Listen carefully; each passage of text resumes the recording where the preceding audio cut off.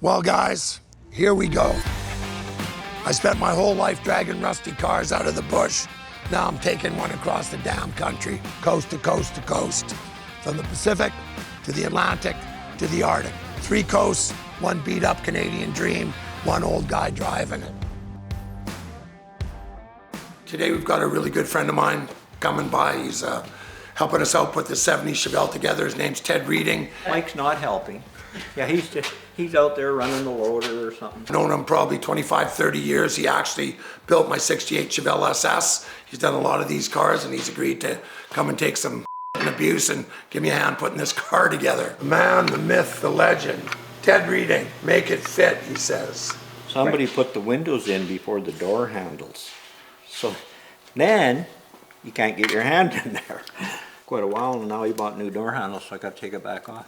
In 1970s, Chevelle changed its headlight configuration, and apparently you cannot get aftermarket headlight buckets. We've got 2 sets, they're all wrong. We just talked to a 70s Chevelle guru. All he does is, the problem is you can't get the headlights to line up the right way on the left side of the car. They do not repop the right ones, so if you don't have the original ones, you're basically screwed. But Ted, we're gonna do some grinding, cutting, a little bit of backyard engineering, shall we say. Oh, Bam! It's not sideways anymore. No, that's good. Oh, it's not even upside down. Wow. Winner, winner, chicken dinner. The car's got to get built. We've got like 8, 9 days. It's got to be going for upholstery. It's 3 down, 1 to go. Ted will make them work. We call it Ted Make It Work. Once Ted gets a headlight issue solved, we're going to try and put in this beautiful stainless exhaust system we got from Magnet Flow. So hopefully it's going to go well. See. They're not in the right place. So he's moving them so these 3 slots fit in there and then they hold the headlight where it's supposed to go. So the problem was on those ones, to make it fit, they were sitting sideways. So the lights are going to be pointing the wrong way.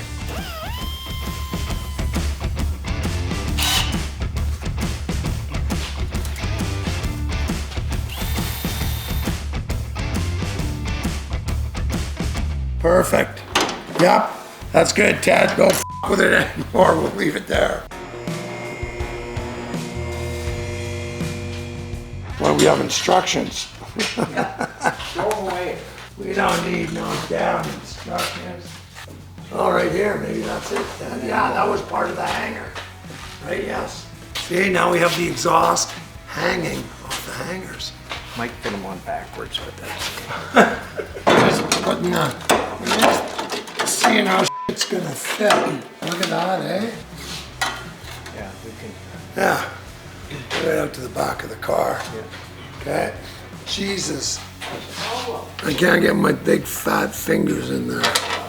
Okay, Ted, we got her. Well, worst case, we can always weld it after too, Ted. Yeah, his glasses are dirty. Okay, we're fine tuning.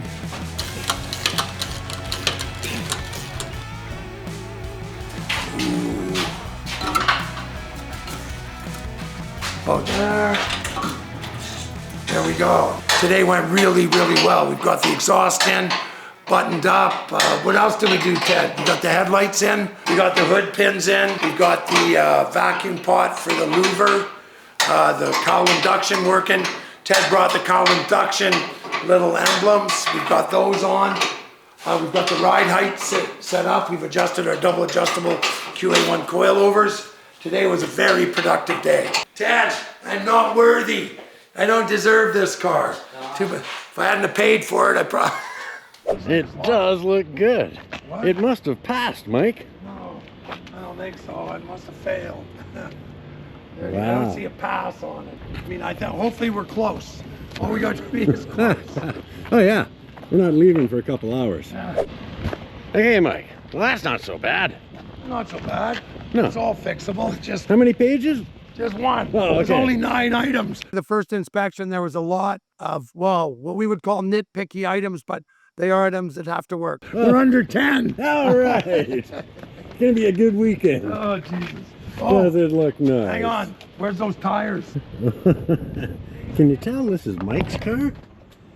There's already stuff and more stuff. Oh my word. Oh, that roof is so nice. Right on, Jack. Oh, and the hood. And Cassidy resprayed the stripes on the cowl vent. She did a beautiful job. It's freaking nice. I mean, none of these fixes are major items. The ones that I'm most concerned about are going to be the electrical issues, because you never know. Is it a ground? Is there a bulb missing? We'll see. I'm pretty sure if we give her one good day, we'll solve all these issues. Okay, so this thing runs. I'm hoping. You're gonna flash it up. You gotta put the roof down. No, because it's power, and I don't want it to screw up. I'm leaving it up Oh, until after man. once it's inspected, I will put it down. Mike, the fair weather convertible driver. Yes. This is the switch. We're waiting. That is the No switch. way. Yes. Ooh. Ooh. That sounded nice. Nice car. Just stole it. Mike and Blair here with the 70 Chevelle that's was supposed to be on the way to Vancouver Island yesterday. We had a little, what's the word? A little obstacle in our path.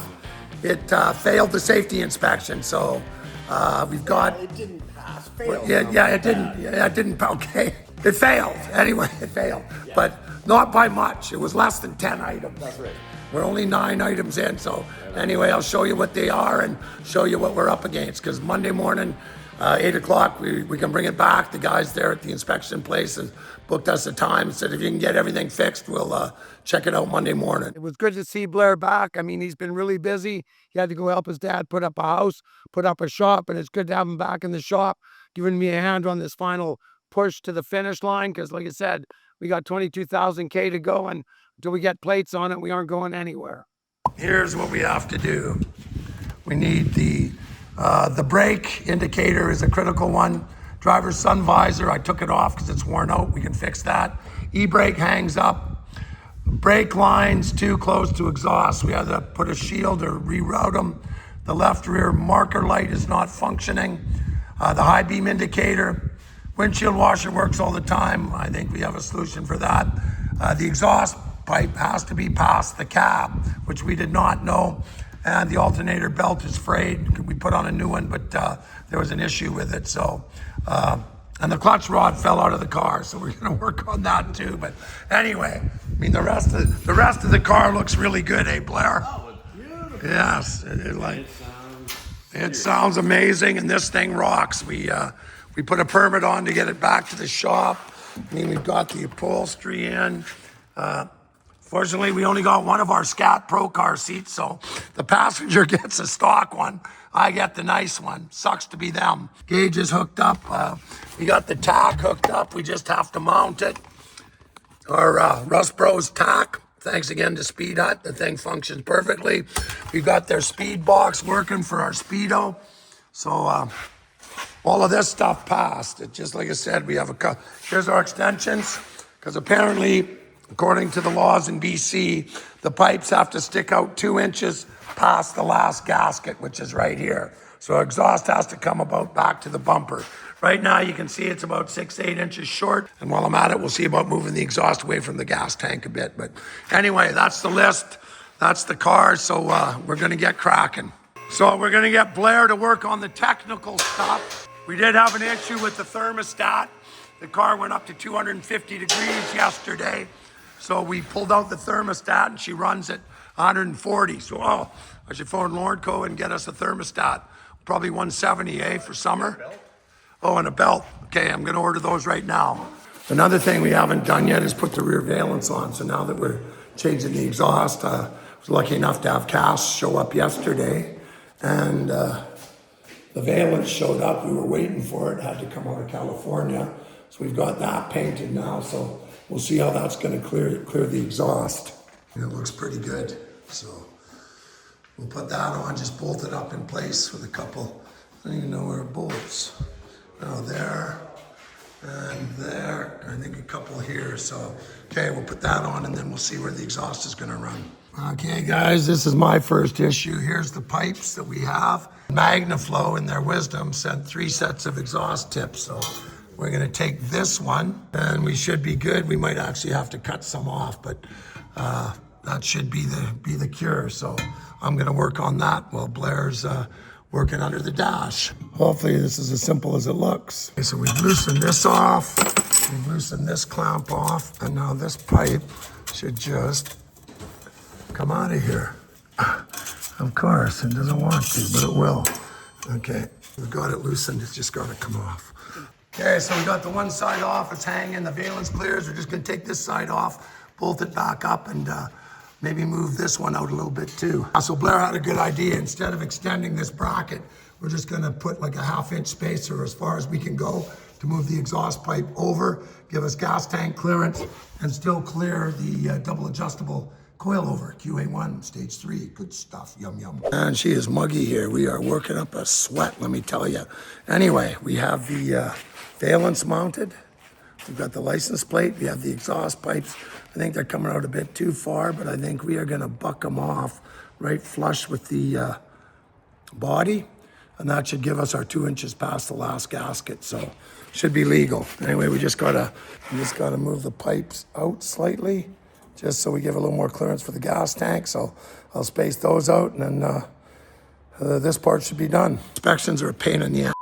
Yes, as Blair says, they are a necessary evil to make sure unsafe vehicles are not on the road. So just if you can, don't buy salvage. Okay, so what we're gonna do to move this exhaust over, we're gonna just add spacers. So that's gonna move the bracket out. Therefore, it'll move the pipe out towards the outside, and then we'll see how it looks, because we don't have much room. We're just gonna attach the valence. There's one hole here, you can see, corresponds with this hole. Both sides, we'll put that, and then these 2 holes line up with these 2 holes. So we'll bolt that up, and then we can see where we're gonna hang the exhaust. That's what the valence is gonna look like. We just gotta put the license plate flap holder back on, and these other 2 bolts, like that, and that's gonna be that. Hey, Lord, go give us those lights. Yes, 194s, okay. There's not one in here. That could be the problem. And voila! Oh, hang on. Wait a minute. See what happens? Oh, look. Hey. We have ignition. One more thing off the Hey, list. I get this one. I get this one. No, I think we should both get half of that one. Come on. Okay, anyway. Another item off the list. And, oh my word. There we go. Okay. Hey, look at that. Look at that. We have marker lights. Okay. Hey, where's the list, Blair? Because none of us are going to remember the last thing, and we'll get failed again, knowing our luck. Where is it? That's right. It was in your hands.